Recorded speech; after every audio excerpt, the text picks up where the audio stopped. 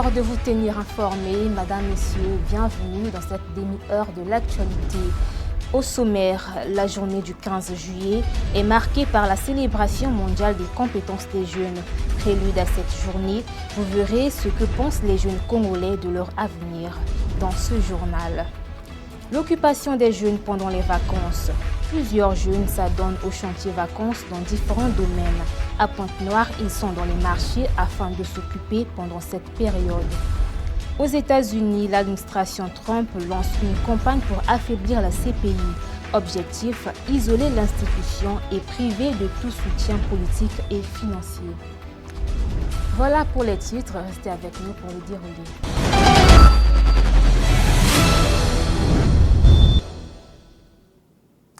Excellentes conditions de suivi à toutes et à tous. Le Gala des bacheliers, une initiative devenue au fil des années une référence en matière d'orientation académique et professionnelle en République du Congo. Sa 5e édition a été lancée le 13 juillet 2026 à Culture Park de Pointe-Noire sous l'égide du conseiller socioculturel de Madame le maire de Pointe-Noire, Érudit Mbumba Madiela. Brady Marden et Péjingoma pour ce reportage. Au fil des années, une référence en matière d'orientation académique et professionnelle en République du Congo, le Gala des bacheliers, créé pour accompagner les jeunes dans une étape décisive de leur parcours, a considérablement évolué. D'une simple cérémonie lors de sa première édition, il est aujourd'hui devenu un programme annuel structuré qui accompagne les élèves bien avant la proclamation des résultats du baccalauréat. Dans le cadre de la 5e édition, ils ont débuté leur engagement de décembre 2025 à mai 2026 par la caravane de l'orientation académique et professionnelle. Le mois de juin 2026 a été consacré aux journées portes ouvertes accès métiers. À travers de la semaine de l'orientation académique et professionnelle qui a débuté le 13 juillet, une nouvelle étape a été franchie comme attesté dans la locution de bienvenue prononcée par la promotrice du Gala des bacheliers, Ruth Guichel Mbongo Keya. C'est avec un immense honneur et une grande joie que je prends la parole ce jour à l'occasion du lancement de la 5e édition du Gala des bacheliers. Aujourd'hui, avec le lancement de la semaine de l'orientation, nous franchissons une nouvelle étape. Cette semaine constitue un véritable carrefour d'information, d'échanges et de découvertes. Elle a été conçue comme un véritable cocktail de connaissances, de conseils et d'opportunités pour vous. Ce programme annuel, organisé par Kimia Events Team, a réuni futurs bacheliers, étudiants, parents d'élèves, universités, entreprises, institutions, experts, partenaires, mais aussi a été rehaussé par la présence remarquable du conseiller socioculturel de la mairesse de Pointe-Noire, Érudit Mbumba Madiela, représentant Evelyne Tchichel, mairesse de la ville de Pointe-Noire, pour le lancement officiel de ce gala. Je déclare au nom de Madame Evelyne Tchichel, maire de la ville de Pointe-Noire, ouverte la 5e édition du Gala des bacheliers ainsi que de la table ronde qui y est liée. Je vous remercie. 3 groupes de personnes ont débattu sur le thème « Comment construire une orientation utile pour une insertion durable à l'ère du numérique et des nouvelles technologies ». Cela pour contribuer ensemble à bâtir une génération de jeunes mieux informés, mieux orientés et mieux préparés aux défis de demain. Au sortir de ce programme, 2 jeunes gens se sont exprimés à ce sujet. C'est ma première fois que je viens dans cette édition qui est la 5e. Vraiment, c'est un honneur d'abord d'être venu ici. Et quand je suis venu, j'ai entendu ce que les intervenants ont dit et c'était vraiment émouvant, attirant. Et ça nous a permis un peu de comprendre là où on est, surtout là où je suis maintenant. Ça permet un peu d'avoir plus d'informations, de pouvoir m'informer et savoir ce que je veux faire. Les intervenants qui sont arrivés, ils ont parlé de beaucoup de points qui, je pense, seront très importants pour celles et ceux qui ne savent toujours pas ce qu'ils veulent faire après le bac. Les activités du Gala des bacheliers demeurent entièrement gratuites et accessibles à tous et se tiendront du 13 au 17 juillet 2026 à Culture Park à Pointe-Noire.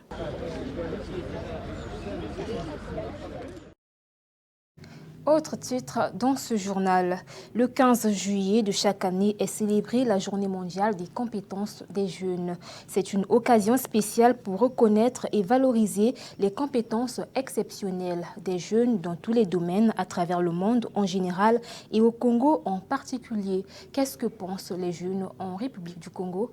Élément de réponse dans ce reportage de Elios Boabé et Francky Premier.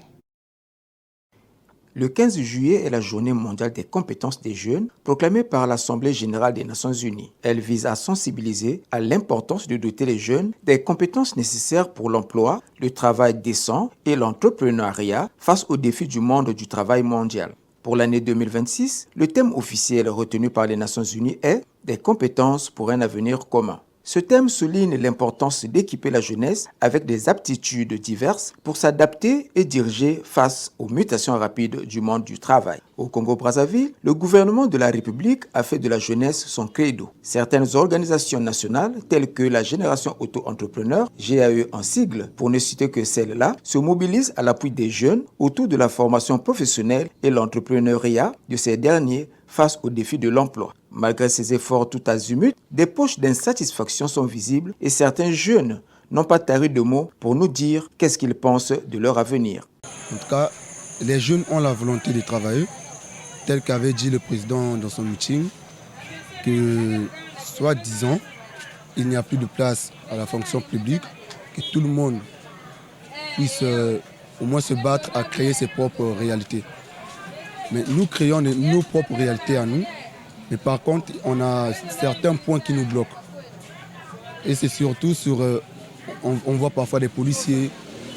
Nous, on a des frères qui se battent quand même. Mais malheureusement, le gouvernement de son côté nous fait en tout cas des barrières. Nous rend vraiment la vie difficile un peu. Et sur l'avenir toujours des jeunes, moi je pense que on dit que quand ton temps est arrivé, il faudrait laisser la place aux autres. On voit qu'il n'y a que des vieux au gouvernement. Et selon l'âge que le gouvernement avait donné pour une retraite, jusqu'à présent rien. Mais dans le marché, vous pouvez chercher des diplômés ici. Il y en a tellement trop assez. Des diplômés, mais qui sont en train de se battre ici au marché. Vraiment, sur la jeunesse congolaise, si le gouvernement congolais puisse au moins alléger les tâches aux autres, en tout cas, ça va avancer. Premièrement, je fais les études. Maintenant, si je me suis retrouvée ici au marché pour chercher de quoi à vivre, c'est parce qu'il n'y a pas du travail. Il n'y a pas du travail dans notre pays. Les jeunes d'aujourd'hui s'impliquent activement dans la construction de leur avenir. Face aux incertitudes, ils privilégient l'épanouissement personnel, la reconnaissance de leurs valeurs et sollicitent l'accompagnement de l'État. Je ne pense pas qu'une personne peut quitter avec cette fraîcheur-là, quitter chez lui à 4 heures, prendre une brouette, vendre de l'oignon, de l'ail, et les mêmes policiers qui sont là, qui vont venir prendre ces brouettes-là, alors que l'autre a acheté sa marchandise. Et il faudrait qu'il puisse payer. Et parfois, il paye plus que son propre capital. Du coup, avec nous, ça ne va pas passer. Je ne pense pas qu'une personne peut avancer avec son commerce pour ça. Vraiment, c'est tout ce que je voulais dire. Si que le gouvernement puisse penser aux jeunes là, qui se battent. Ils nous ont demandé de se battre. Nous nous battons quand même. Mais par contre, de votre côté, vous ne nous tendez pas ni le doigt, ni votre main. Si vous nous tendez vos mains à vous, en tout cas, tout sera facile pour nous. La jeunesse représente donc l'avenir des uns, des autres, de tous. Car ce sont les jeunes qui nous remplaceront et profiteront et ou subiront des conséquences des choix et des décisions que nous prenons aujourd'hui. À Ouesso, le lancement officiel des activités de l'école des arts martiaux de la Sangha a eu lieu le samedi 11 juillet 2026 à la place publique de la cathédrale de Ouesso par son promoteur maître Firmengi Oko Bang, ceinture noire 5e dan de karaté. La cérémonie s'est déroulée en présence de plusieurs officiels. Blaise Ebika pour ce reportage.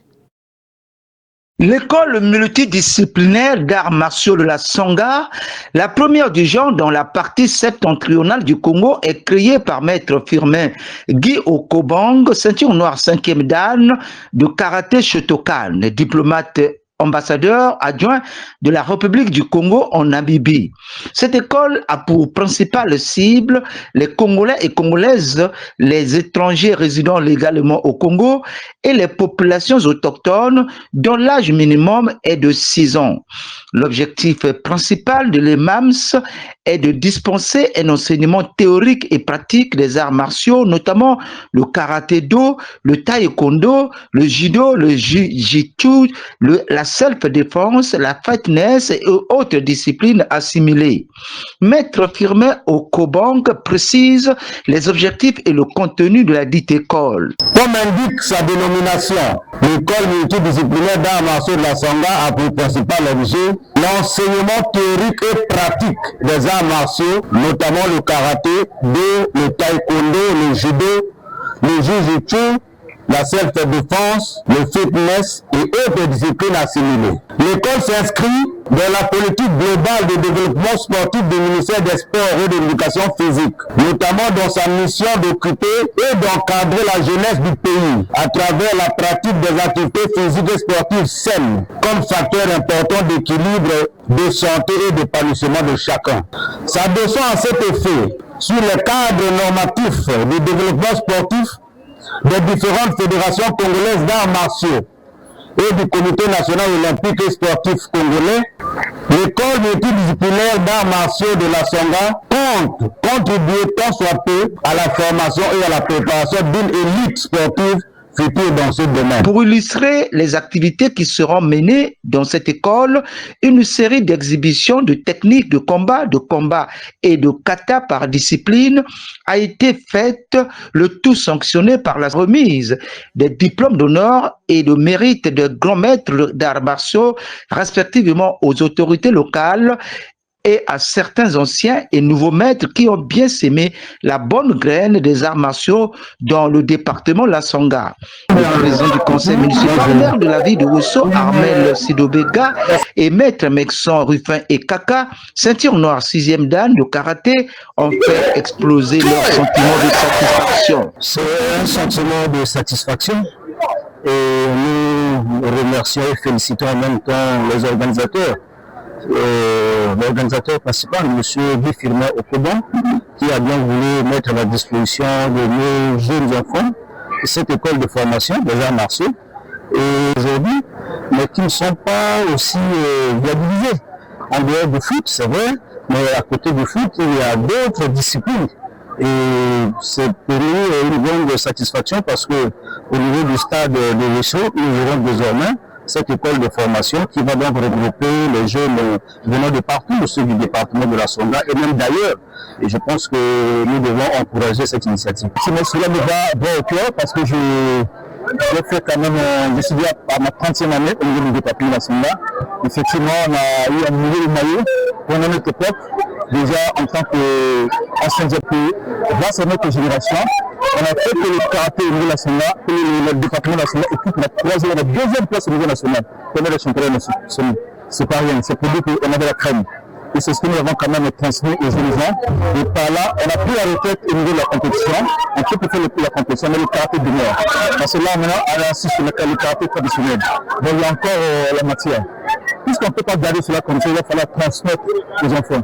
Donc lui aussi, il se bat par rapport à ces moyens de gens. On doit créer une école. Et ce sera une première école dans la zone nord, parce qu'au Congo, il n'y a qu'une seule école des arts martiaux qui est de la partie sud du pays.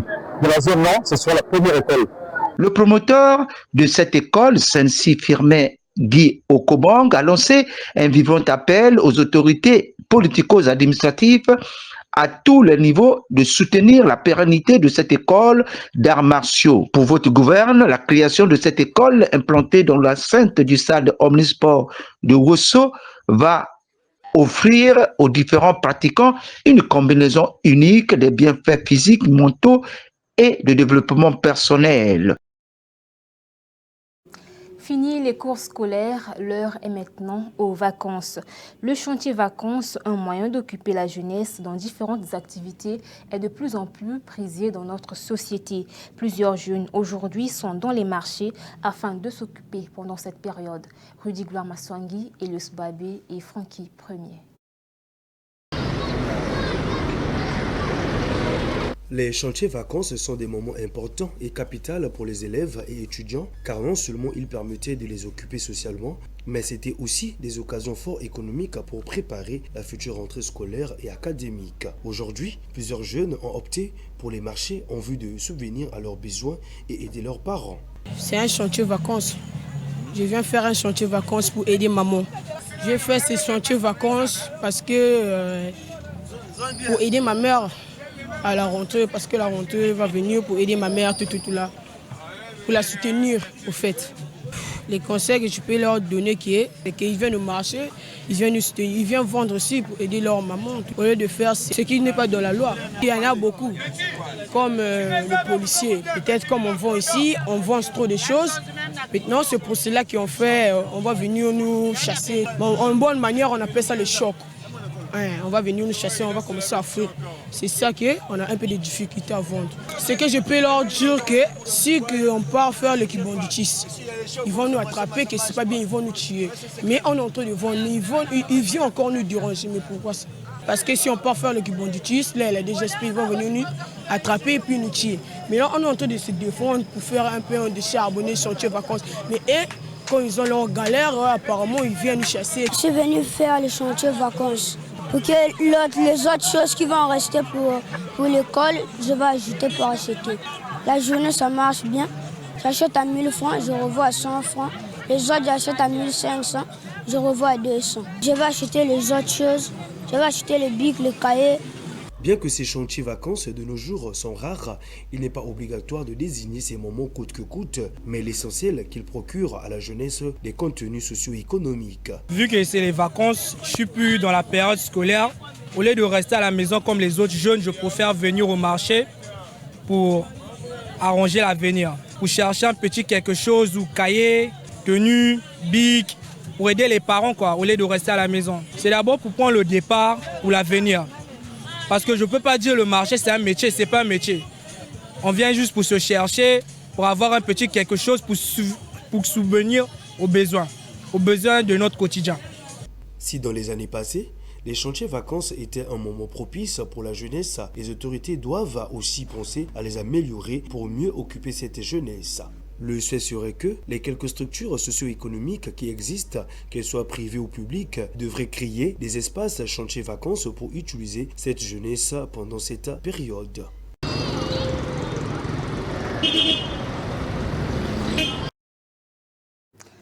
En circulation routière, la route est censée parler elle-même puisqu'elle obéit à des normes. Malheureusement, ce n'est pas toujours le cas à Pointe-Noire où les panneaux d'arrêt de bus sont quasi inexistants dans certains quartiers. Les usagers de la route interpellent les pouvoirs publics dans ce reportage de Rudy Maswangi et Francky Premier. Le développement d'un pays dépend de son accessibilité. Aujourd'hui, de grands efforts sont en train d'être déployés par le gouvernement pour la construction et la réhabilitation du réseau routier. Mais seulement, dans les grandes artères, la problématique des manques des panneaux des arrêts de bus pose toujours un grand problème. Dans plusieurs zones de la ville, cette absence se fait remarquer puisque les arrêts de bus visités le prouvent. Par contre, d'autres panneaux d'arrêt de bus sont transformés en lieu des affiches publicitaires bloquant ainsi les écrits signalétiques estampillés arrêt, ce qui désoriente et pousse la population à se placer juste dans des coins par habitude. On a souvent même la police qui interpelle pour ça. Bon, moi je me pose la question, si aujourd'hui la police interpelle un chauffeur parce qu'il s'est arrêté quelque part, sous peine qu'il n'y a pas un arrêt, et tandis que cet endroit n'est pas précisé, pour moi je me dis que le chauffeur n'a pas tort. Donc le mieux à faire, c'est que la mairie essaie de revoir ça, mettre des panneaux de signalisation qui nous permettra, nous, les clients, les usagers de la route et aux chauffeurs de mieux faire leur travail. En fait. Les gens pourront facilement se retrouver aux arrêts de bus pour éviter ce que nous voyons. Qu'il y ait dans chaque arrêt de bus les panneaux de signalisation parce que c'est très important pour la sécurité des usagers. C'est très important. Il faut bien qu'ils tiennent compte de cela. Surtout, je crois que c'est beaucoup plus le rôle de la municipalité de Pointe-Noire. La mairie doit tenir compte de ça. C'est très important. D'autres attendent debout au bord de la chaussée, mettant ainsi leur vie en danger à cause des accidents et embouteillages. Dans la capitale économique, le manque de panneaux d'arrêt de bus est devenu un problème de sécurité publique. Cette imprudence peut être la cause de certains accidents. C'est la conséquence directe que je vois lorsqu'il n'y a pas de panneaux de signalisation dans les arrêts de bus. La conséquence directe, comme c'était que je vous ai dit, c'est l'insécurité routière. La population, les usagers sont exposés à des accidents. Là où les bus devaient s'arrêter, devait avoir des panneaux. Mais ça a bel et bien existé parce qu'il y a eu des sociétés de transport dans notre ville ici. N'est-ce pas? À l'époque de Stéphane, on savait où prendre. Et ce n'est pas n'importe où, comme on le dit. Donc, de ce domaine-là, il y a encore un désordre. N'est-ce pas? Et il faut que la mairie réglemente. Parce que vous constatez, quand les bus, c'est vrai que tous ces arrêts-là, je ne sais pas si c'est les syndicalistes qui ont créé cela, ou bien comment, je ne sais pas. Mais vous constatez qu'il y a des arrêts qu'ils ont essayé, ça, que nous connaissons un peu, mais il arrive que, même au milieu de la chaussée, il y a quelqu'un qui est là, il a envie de prendre quelqu'un, il s'arrête. Peut-être qu'ils ont des difficultés pour descendre, mais pour prendre les gens dans la route, ils prennent n'importe où. Donc là encore, nous plaidons pour dire que, s'il vous plaît, la mairie doit prendre ses responsables pour réglementer ces panneaux-là. Parce que dans un pays sérieux, ou bien dans une ville où il y a vraiment un peu d'inquiétude, ces choses-là doivent être réglementées. Donc nous savons que quand je veux prendre le bus, je vais à tel arrêt. Ce n'est pas quand je veux pas me positionner devant ma parcelle pour attendre le bus. Et là, il faut que les choses vraiment s'arrangent parce que je dis que nous sommes dans un désordre, n'est-ce pas? Dans ce domaine des arrêts, il n'existe pas de délibération que nous savons actuellement qui doivent imposer à ces transporteurs-là de savoir que quand on quitte Tchétché, c'est foyer, on quitte foyer, c'est l'hôpital de Mawata. Tout cela devait avoir des choses bien précises avec délibération. Et gouverner, c'est prévoir aux autorités habilitées de jeter un regard particulier à ce phénomène pour soulager les usagers de la route. Parce qu'à Pointe-Noire, on sait où va le bus, mais on ne sait jamais là où il s'arrête, sauf pour prendre un client. Parlons santé à présent. Le trouble de la personnalité borderline, TPB en sigle, peu connu du grand public, est un mal qui peut profondément affecter le quotidien des personnes qui en souffrent. Entre difficultés des émotions, peur de l'abandon, relations instables et comportements impulsifs, ce trouble reste encore difficile à identifier et fait l'objet de nombreuses incompréhensions. Prince Charlie Tikaya. Derrière certains comportements parfois perçus comme excessifs ou imprévisibles, peuvent se cacher des difficultés psychologiques importantes. Le trouble de la personnalité borderline se caractérise notamment par des perturbations dans la gestion des émotions, l'image de soi et les relations avec les autres. Dans les situations les plus sévères, ce trouble peut être associé à des épisodes d'automutilation ou à des pensées suicidaires. Pour certains, vivre avec ce trouble représente un véritable parcours d'errance avant d'obtenir une explication adaptée. Le trouble de la personnalité borderline n'est pas une fatalité. Avec un suivi approprié et un environnement bienveillant, les personnes concernées peuvent apprendre à mieux gérer leurs émotions et construire des relations plus équilibrées. Briser le silence autour de ce trouble constitue ainsi une étape importante pour améliorer son identification et l'accompagnement des patients. Au-delà de la prise en charge médicale, l'enjeu reste également celui du regard porté sur les personnes concernées. Parlons sport avec cette dépêche. Handball, 42e championnat d'Afrique des clubs vainqueurs de Coupe Kinshasa 2026. L'Étoile du Congo sacrée championne d'Afrique grâce à sa victoire face au FAP du Cameroun en homme 19-16. Hélas, Otoyo s'est incliné en finale face aux Angolaises du Petro Atlético en dames 27-32, moisson bonne pour les clubs angolaises à ce championnat. Vous suivrez le reportage relatif dans nos prochaines éditions. Poursuivons ce journal en international.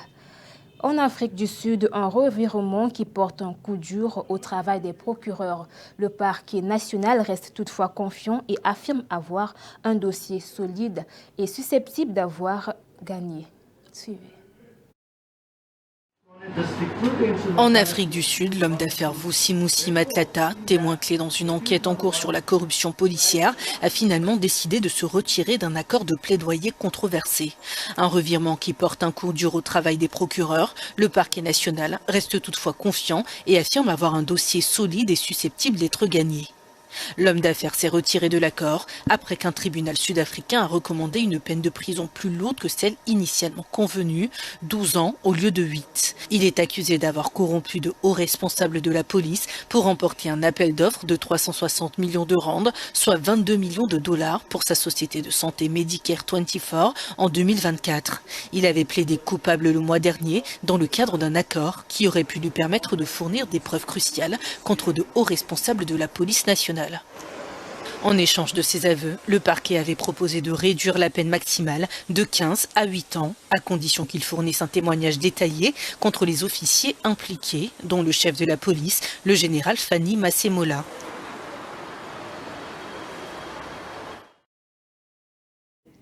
Nous poursuivons avec cette autre information.